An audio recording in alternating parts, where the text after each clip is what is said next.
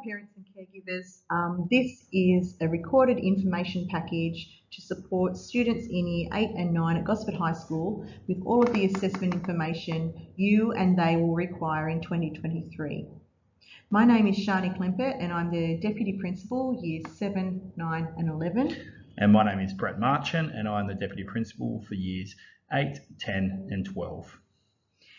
In this session, we will be talking about the assessment policy at Gosford High School, assessment rules and procedures, and how to support your child prepare for assessment tasks, what assessment tasks look like, so that you and your child can plan for success to reach their potential. We will also address the wellbeing systems and support in place at Gosford High School to support your child. On the screen are the assessment policy booklets that your child has been emailed and yourselves have been emailed during week 4. These are also located on the parent portal for your reference. These booklets contain all of the essential information that we'll be unpacking in this PowerPoint. All information in these assessment booklets are guided by the New South Wales Education Standards Authority, or NESA, and further information can be found at the NESA website. All parents and students do have access to this website and they can look at the Stage 4 and or Stage 5 information on the left-hand side of this screen.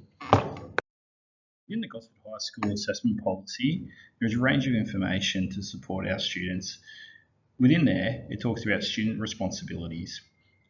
Within this slide, all students are required to attend all classes, apply themselves with diligence and sustain effort to their set work, and be aware of the following assessment requirements and procedures. Students have to demonstrate a proactive approach and regularly communicate with staff with any challenges or issues around coursework and assessment. We believe that early communication with our teachers means targeted support prior to a task being submitted is key to success.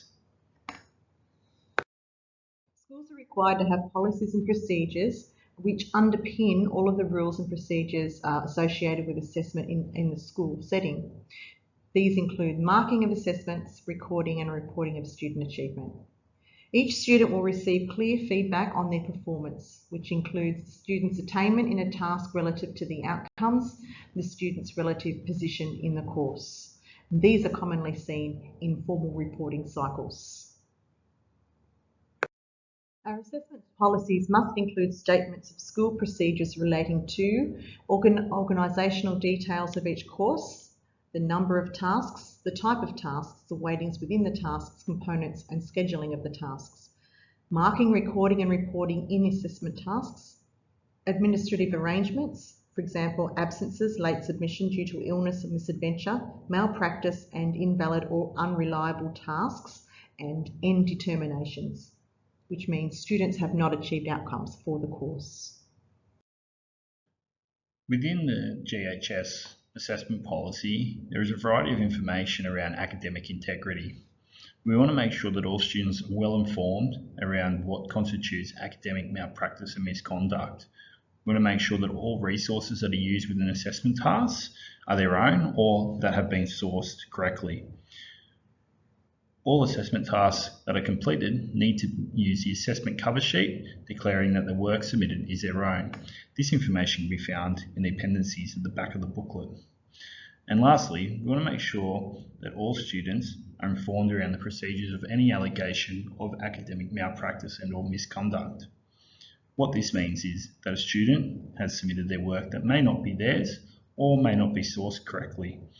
This can be located in the GHS Assessment Handbook, which provides a variety of information of what academic integrity looks like across Gosford High School.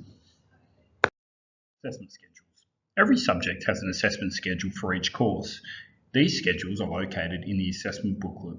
They provide information such as the type of task, the timing of the task, e.g. the week and the term, and also provide information around the outcomes covered in each task. Assessment task notifications is the information that is provided to each student around the assessment task.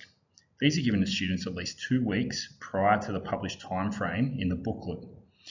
Assessment task notifications outline the specific requirements of each task.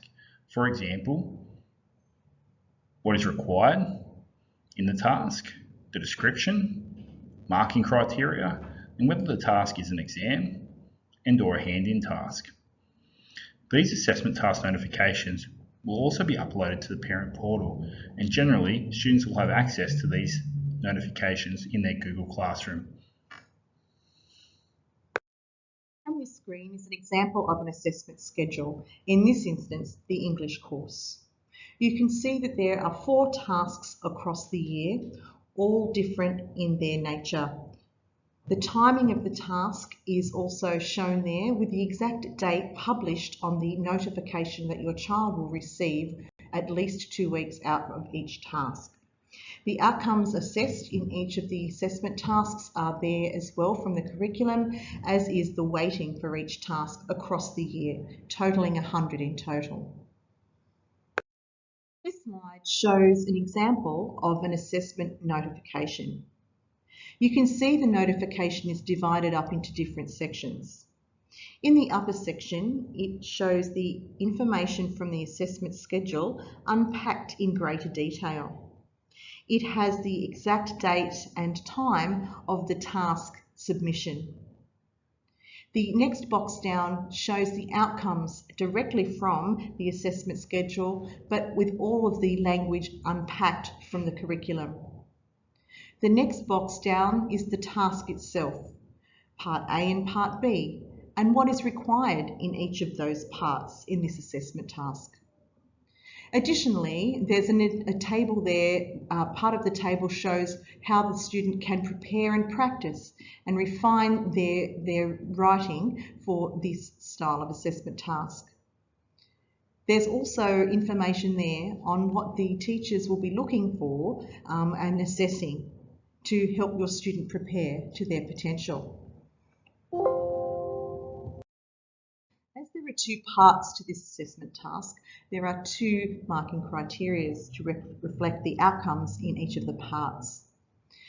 You'll see there that the marking criteria provides a clear indication to the students of what's required for an exemplary A, 9 to 10, a B, a C and a D grade, and the teachers use this for consistent practice when marking assessment tasks. This slide provides information in relation to the assessment task appeal process for students that have illness and/or misadventure during the time of an assessment task due date or prior to an assessment task. The information on the right-hand side provides a flowchart and information around the assessment policy and the assessment task appeal process. In case of any illness or misadventure, it's important that parents notify the deputy principal of that year group on the day of the assessment task due date if that student and or child is unable to submit that task or sit that task on the day. Students then need to complete an assessment task appeal application, and this can be done and or handed in prior to and or on the first day they return back to school. Any evidence needs to be attached, for example, a medical certificate or a note from a parent outlining the misadventure if required. And then the deputy principal will work with the students and the head teacher around an appropriate time for that task to be completed. And that could be an alternate due date or a substitute task. This slide shows an example of a Year 9 assessment task appeal application form. Students need to complete the top half of the form, which includes their name, course, assessment task and the date of the task, the reason for the application, and reasons supporting their application. Students also need to provide any additional evidence which can be attached to the back of this form, for example, a parent note or letter and or a medical certificate as required. This needs to be handed in their first day back to school following any illness or misadventure, and this needs to be handed directly to the deputy principal of their year group. Gosford High School and the Department of Education requires students to attend all classes in each course. The attendance in the first instance will be monitored by a classroom teacher, head teacher, and deputy principal of that cohort.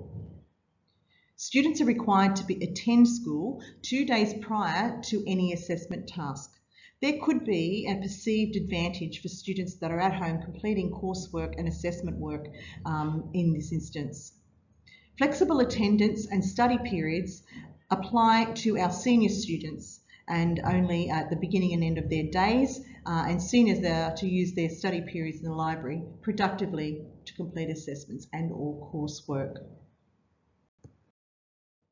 Assessment appeals cannot be lodged on the basis of things on this slide, which include difficulties in preparation or loss of preparation time, for example, excursions, loss of study time or facilities due to long-term illness, in which instance there would have been regular communication with the deputy principals of those students. The same grounds for which a student receives disability provisions because those students are already receiving support and accommodations through that process. Appeals cannot be lodged for the basis of misreading examination timetables, instructions, or other commitments unless leave has been approved by the principal. It is strongly advised that students don't go on holidays in significant portions of the year, as this disrupts the continuum of learning and the preparation and submission of assessment tasks. Arriving late to a task unless the circumstances are beyond the student's control, extreme circumstances there. So we ask that you adhere to these reasons that are not valid for an assessment appeal. Encourage all our students to make sure that when they are using technology, for example, in submitting their assessment tasks or using technology to complete the assessment tasks, that they back up all of their work. We want students not only to use the cloud, such as Google Drive or Microsoft 365, but we encourage our students to also save all their work on an alternate device or USB. Technology failure will not be accepted as an excuse for late submission of tasks or be accepted as an application for misadventure. Task completion and submission of any assessment tasks are the responsibility for all students. Any work that has been missed needs to be caught up by that student on the day of return. For example, if an assessment notification was handed out on the day that the student was not there, it is their responsibility to catch up with the teacher and follow up regarding the assessment notification. In terms of submission, a non-attempt or non-serious attempt could include where multiple choice answers are not attempted, parts of work are not completed and or submitted. All late submissions will receive a 0 that are undocumented in relation to the illness misadventure process.